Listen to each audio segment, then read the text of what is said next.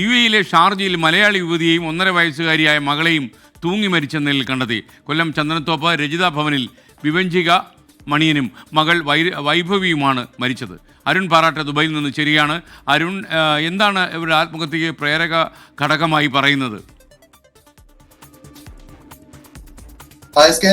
ചൊവ്വാഴ്ച ഉച്ചയ്ക്ക് ഷാർജ അൽനാദയിലുള്ള ഫ്ളാറ്റിലാണ് ഈ ഒരു ദാരുണമായിട്ടുള്ള ഈ ഒരു സംഭവം നടന്നത്.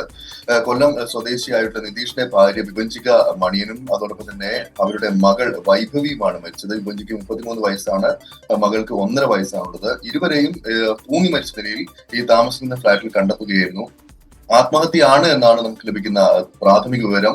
കഴിഞ്ഞ ദിവസം വിഭജിയുടെ വീട്ടിൽ ജോലിക്ക് നിൽക്കുകയാണ് സ്ത്രീ. വീട്ടിലെത്തിയപ്പോൾ വീട് പൂട്ടിയിട്ട നിലയിലായിരുന്നു. ഏറെ നേരം വിളിച്ചിട്ടും തുറക്കാത്തതിനെ തുടർന്ന് ഭർത്താവിന് വിവരം അറിയിക്കുകയും തുടർന്ന് ഭർത്താവ് എത്തി തുറന്നപ്പോൾ വീടിനുള്ളിൽ ഇവരെയും തൂങ്ങി മരിച്ച നിലയിൽ കണ്ടെത്തുകയുമായിരുന്നു.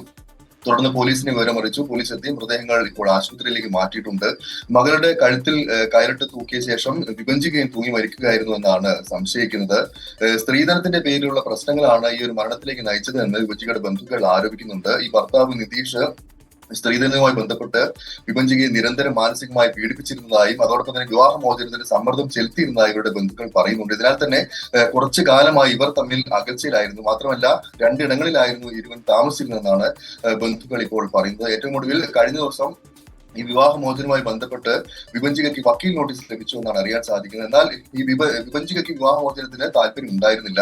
വിവാഹമോചനം ഉണ്ടായിക്കഴിഞ്ഞാൽ പിന്നെ താൻ ജീവിച്ചിരിക്കില്ല എന്ന് ഈ ഒരു വീട്ടുജോലിക്കാരിയുടെ അടക്കം വിഭജിക പറയുന്നുണ്ട് എന്നാണ് നമ്മൾ വീട്ടുജോലിക്കാരുമായി അടക്കം ബന്ധപ്പെട്ടിരുന്നു അവർ പറയുന്നത്.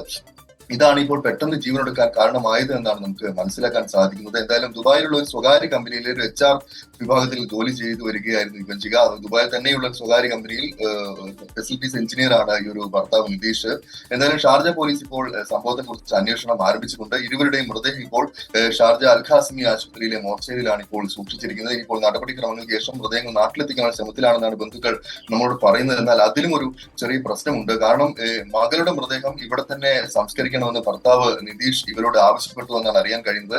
എന്തായാലും ഇക്കാര്യത്തിൽ സംസാരങ്ങൾ നടക്കുകയാണ്. ഇതിലൊരു ഒത്തുതീർപ്പുണ്ടായ ശേഷം മൃതദേഹങ്ങളുടെ കാര്യത്തിൽ തീരുമാനമുണ്ടാകും.